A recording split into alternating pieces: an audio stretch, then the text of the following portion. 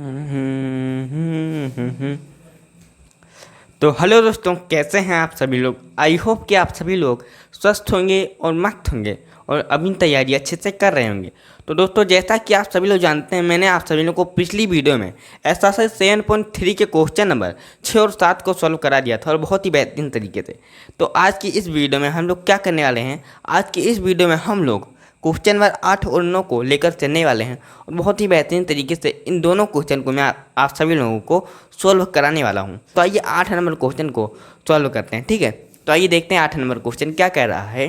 तो ये क्वेश्चन कह रहा है कि ए बी सी में डी तथा ई क्रमशः ए बी तथा ए सी के मध्य बिंदु हैं, ठीक है।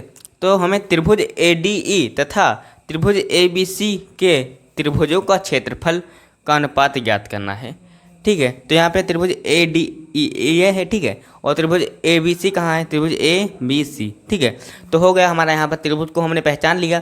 तो हमें इन दोनों त्रिभुजों के क्षेत्रफलों का अनुपात ज्ञात करना है। किसका अनुपात ज्ञात करना है? क्षेत्रफलों का अनुपात ज्ञात करना है, ठीक है। तो हमने क्या लिखा है, यहाँ पर लिखा है यदि त्रिभुज ए बी सी में डी तथा ई मध्य बिंदु हैं तब कौन कौन सी कंडीशन लागू होगी, ठीक है। देख लेते हैं कौन सी कंडीशन लागू होगी। क्या होगा, डी ई समांतर बी सी होगा, समांतर होगा बी सी के। क्यों समांतर होगा? क्योंकि यहाँ पर ए बी का मध्य बिंदु डी है और ए सी का मध्य बिंदु ई है, और कहीं पर ऐसी कंडीशन मिल जाए आपको तो आप लोग डायरेक्ट जान जाइए कि यहाँ पर जो डी ई होगा वो बड़े वाले त्रिभुज की तीसरी भुजा के समांतर होगा। क्योंकि एक प्रमेय होती है कि अगर दो भुजाओं के मध्य बिंदु को मिलाकर एक रेखा बनाई जाती है तो तीसरी भुजा के समांतर होती है। आप लोग ये बात ध्यान रखिए, ठीक है। तो डी ई जो होगा वो बी सी यानी कि तीसरी भुजा के समांतर होगा, ठीक है। तो यहाँ पर डी ई समांतर बी सी हमने लिख लिया। और आगे क्या होगा, आगे होगा त्रिभुज ए बी सी व डी ई ए समरूप होंगे। डी ई ए मतलब ए डी ई समरूप होंगे, ठीक है। ये दोनों त्रिभुज, बड़ा वाला त्रिभुज और ऊपर जो छोटा त्रिभुज दिया गया है, ये दोनों क्या होंगे, ये दोनों समरूप होंगे। फिर आगे क्या होगा, आगे होगा ए ई बराबर ई सी होगा, ठीक है। ए ई बराबर ई सी तथा ए डी बराबर डी बी होगा। ए ई कहाँ है, ये ए ई और ये है ई सी, और ये क्या है, यहाँ पर ए डी है और यहाँ पर डी बी है। तो ये क्या होंगे, बराबर होंगे। क्यों बराबर होंगे? क्योंकि यहाँ पर ए सी का मध्य बिंदु ई है, मध्य बिंदु है, यानी कि यहाँ पर ये रेखाओं का दो पार्ट कर रहा है। यहाँ पर बिंदु ए जो है वो रेखाओं को दो भागों में बांट रहा है। एक भाग है ए ई और दूसरा भाग है ई सी, यानी कि ए ई बराबर ई सी होगा और यहाँ पर क्या होगा, ए डी बराबर डी बी होगा। तो हम क्या करेंगे, कुछ नहीं करेंगे। क्वेश्चन को सॉल्व करने के लिए सबसे पहले हम मान लेंगे कि ए ई का मान x सेंटीमीटर है। तो यहाँ पर लिखते हैं माना क्या माना, ए ई बराबर x सेंटीमीटर, ए ई बराबर x सेंटीमीटर, ठीक है। ए ई बराबर x सेंटीमीटर हमने मान लिया। अब हमें क्या करना है, हमें कुछ नहीं करना।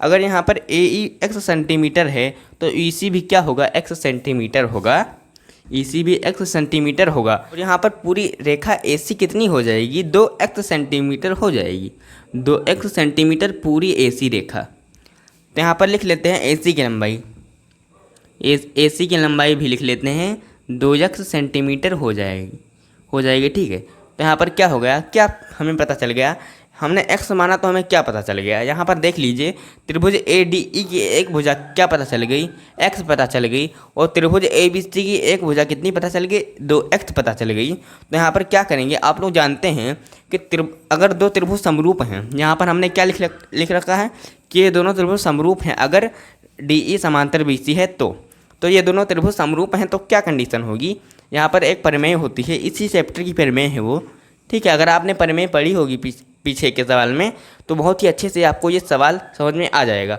ठीक है। तो कौन सी प्रमेय होती है, प्रमेय होती है त्रिभुज का क्षेत्रफल, त्रिभुज का क्षेत्रफल, पहले त्रिभुज का क्षेत्रफल, पहला त्रिभुज क्या है, त्रिभुज ए बी सी है। तो त्रिभुज ए बी सी का क्षेत्रफल, ए बी सी का क्षेत्रफल, त्रिभुज ए बी सी का क्षेत्रफल बटे क्या हो जाएगा, त्रिभुज ए डी ई का, त्रिभुज डी ई ए का क्षेत्रफल, डी ई ए का क्षेत्रफल क्या होगा, इन दोनों त्रिभुजों के संगत भुजाओं के वर्गों के अनुपात के बराबर होगा। तो त्रिभुज ए बी सी की भुजा क्या है, 2x है तो 2x का वर्ग कर देंगे, 2x का वर्ग कर दिया। यहाँ पर क्या करेंगे, त्रिभुज DEA में क्या करेंगे, इसकी एक भुजा ले लेंगे, DEA की एक भुजा हो जाएगी x, AE x सेंटीमीटर है तो x का स्क्वायर कर देंगे। तो यहाँ पर क्या हो जाएगा, हमें ज्ञात क्या करना था हमें त्रिभुजों, इन दोनों त्रिभुजों के क्षेत्रफलों का अनुपात हमें ज्ञात करना था। क्या ज्ञात करना था, त्रिभुजों के क्षेत्रफलों का अनुपात ज्ञात करना था। तो यहाँ पर क्या आ जाएगा, त्रिभुजों के क्षेत्रफलों का अनुपात आ जाएगा 2x का वर्ग करेंगे तो 4x स्क्वायर हो जाएगा, अपॉन में x स्क्वायर हो जाएगा, x स्क्वायर से x स्क्वायर कट जाएगा तो 4/1 आ जाएगा, तो 4:1 आ गया। अगर आपकी किताब में ये नहीं आ रहा होगा तो क्या आ रहा होगा, या फिर आ रहा होगा 1:4। तो यही हमारा आंसर हो जाएगा। ठीक है, तो यहाँ पर त्रिभुजों की क्षेत्रफलों का अनुपात कितना हो जाएगा, 4:1 या फिर क्या हो जाएगा 1:4। दोनों में से कोई एक आंसर आ रहा होगा, आप लोग देख लीजिए। ठीक है, और उसी हिसाब से आप अपना आंसर लिख सकते हैं। ठीक है, तो क्वेश्चन नंबर जो हमारा क्या था, 8 नंबर क्वेश्चन था।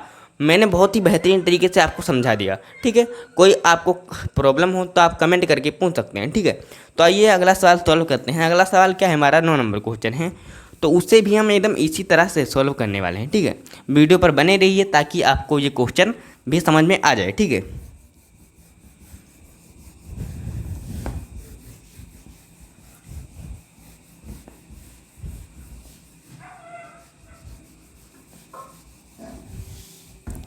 तो आइए देखते हैं 9 नंबर क्वेश्चन क्या कह रहा है। तो क्वेश्चन नंबर 9 कह रहा है, दो समरूप त्रिभुजों के क्षेत्रफल क्रमशः 169 सेंटीमीटर स्क्वायर तथा 121 सेंटीमीटर स्क्वायर हैं।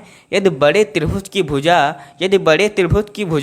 26 सेंटीमीटर है तो छोटे त्रिभुज की भुजा ज्ञात करो। अभी मैंने आपको एक सूत्र लिखाया था, क्या सूत्र था त्रिभुज, यहाँ पर लिखते हैं छोटा बड़ा दिया गया है ना, इसलिए त्रिभुज का नाम नहीं दिया गया है, इसलिए हम यहाँ पर छोटा बड़ा ही लिखेंगे। तो यहाँ पर लिखते हैं बड़े त्रिभुज का क्षेत्रफल,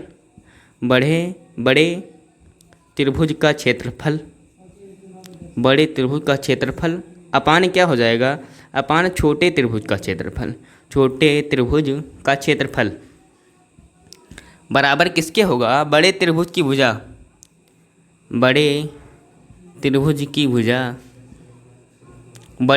की भुजा का वर्ग अपान में क्या होगा, छोटे त्रिभुज की भुजा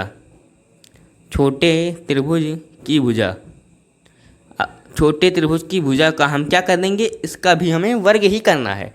इन दोनों का वर्ग कर देंगे और जो होगा वो इन दोनों त्रिभुजों के क्षेत्रफलों के अनुपात के बराबर होगा। ठीक है, तो यहाँ पर हमें ज्ञात क्या करना है, यहाँ पर हमें बड़े त्रिभुज का क्षेत्रफल कितना पता है। बड़ा त्रिभुज क्या होता है, जिसका क्षेत्रफल ज़्यादा हो। यहाँ पर क्या है, यहाँ पर क्षेत्रफल 169 ज़्यादा है और 121 कम है, तो बड़े त्रिभुज का क्षेत्रफल जो हो जाएगा क्या हो जाएगा, 169 हो जाएगा। तो यहाँ पर 169 लिखेंगे, 169 अपॉन में 121। यहाँ पर छोटे त्रिभुज का क्षेत्रफल 121 हो जाएगा। यहाँ पर क्या है, बड़े त्रिभुज की भुजा, यहाँ पर बड़े त्रिभुज की भुजा क्या है, 26 सेंटीमीटर है। बड़े त्रिभुज की भुजा 26 सेंटीमीटर, तो हम इसका वर्ग कर देंगे। क्या होगा यहाँ पर क्या है आगे, छोटे त्रिभुज की भुजा को हमें ज्ञात करना है, मान लेते हैं x, तो x का वर्ग कर दिया। यहाँ पर दोनों तरफ से वर्ग को हटाएंगे, इस तरफ क्या हो जाएगा, अंडर रूट लग जाएगा। तो यहाँ पर क्या हो जाएगा, 169 का वर्गमूल 13 और 121 का वर्गमूल 11 13 बराबर 26 अपॉन x हो जाएगा। यहाँ पर क्या करेंगे, तिरछी गुणा कर देंगे तो 13x बराबर यहाँ पर 26 और 11 की गुणा हो जाएगी, तो 26 की 11 से गुणा करेंगे तो कितना आ जाएगा, यहाँ पर आ जाएगा 6, यहाँ पर 6 286 आ जाएगा, 286। तो 13x बराबर 286, यहाँ पर 13 गुणा में उस तरफ भाग में चला जाएगा, तो x का मान आ जाएगा 286/13। यहाँ पे कितना आ जाएगा, 22 आ जाएगा, 22 सेंटीमीटर। यही हमारी क्या हो गई, छोटी त्रिभुज की भुजा कितने आएगी, 22 सेंटीमीटर आ गई। तो क्वेश्चन नंबर जो हमारा 9 था वो भी बहुत ही बेहतरीन तरीके से मैंने आपको सॉल्व करा दिया। तो दोस्तों आशा करता हूँ कि आप सभी लोगों को ये क्वेश्चन दोनों समझ में आए होंगे। तो हम मिलते हैं अपनी अगली मज़ेदार वीडियो में, तब तक के लिए धन्यवाद, टाटा बाय बाय।